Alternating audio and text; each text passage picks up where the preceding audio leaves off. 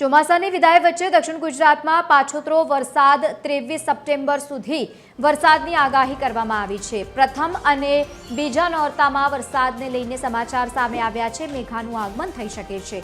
દક્ષિણ ગુજરાતમાં એવરેજ 112.42% જેટલો વરસાદ નોંધાયો છે। પાછોતરા વરસાદથી શેરડી અને ચીકુના પાકને પણ નુકસાન થવાની ભીતિ સેવાઈ રહી છે અને બીજી તરફ ખેડૂતોમાં ફરી એકવાર ચિંતાનો માહોલ જોવા મળ્યો।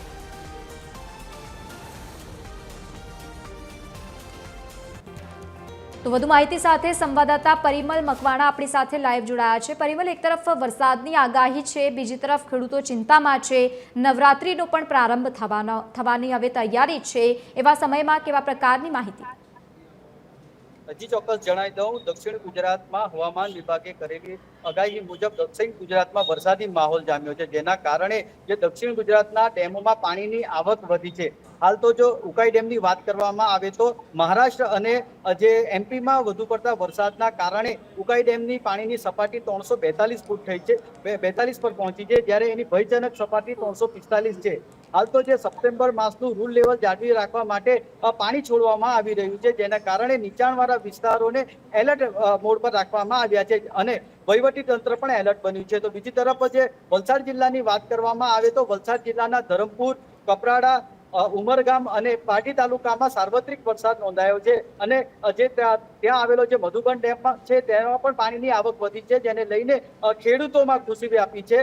અને ખાસ કરીને નવસારી જિલ્લાની વાત કરવામાં આવે તો નવસારી જિલ્લો બાગાયતી પાકોનો વિસ્તાર તરીકે જાણીતો છે। હાલ જે ચીકુમાં ફ્લાવરિંગ અને ફ્રૂટનું આગમન થઈ રહ્યું છે, ત્યારે હાલ તો જે વરસાદ માફકસરનો વરસાદ છે, પરંતુ જો વરસાદ વધશે તો જે ચીકુના પાકમાં ખરણ થવાની શક્યતાઓ ખેડૂતો સેવી રહ્યા છે। ત્યારે જો નવસારી અને સુરત જિલ્લાની વાત કરવામાં આવે તો નવસારી અને સુરત જિલ્લામાં મોટે પાયે ડાંગર અને શેરડીની ખેતી કરવામાં આવતી હોય છે, ત્યારે ડાંગરમાં હાલ તો 30% જેટલી કંઠી બહાર આવી છે અને 70% જેટલી બાકી છે। પરંતુ જો વધુ વરસાદ વરસે તો જે તૈયાર થયેલો પાક છે તે ખેડૂતોને ઢળી પડવાની શક્યતાઓ ખેડૂતો સેવી રહ્યા છે। ત્યારે શેરડીની ખેતીની વાત કરવામાં આવે તો શેરડીમાં પણ જે ફૂગજન્ય રોગોનું સંક્રમણ ખેડૂતો જોઈ રહ્યા છે, જેના કારણે જે શેરડીનું જે ઉત્પાદન છે તે ઓછું આવવાની શક્યતાઓ ખેડૂતો સેવી રહ્યા છે અને જે પિલાણ છે તે પિલાણના દિવસો પણ ઘટશે અને ઉત્પાદન ઓછું થવાના કારણે પિલાણ પણ ઘટવાની શક્યતાઓ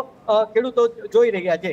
અને જ્યારે આજે વરસાદની સિઝનની વચ્ચે ત્યારે નવરાત્રી પણ નજીક છે અને જે પ્રમાણે વરસાદ દક્ષિણ ગુજરાતમાં જામ્યો છે, જેને લઈને જે ખેલૈયાઓ અને આયોજકોમાં પણ ચિંતાનો વિષય જોવા મળી રહ્યો છે।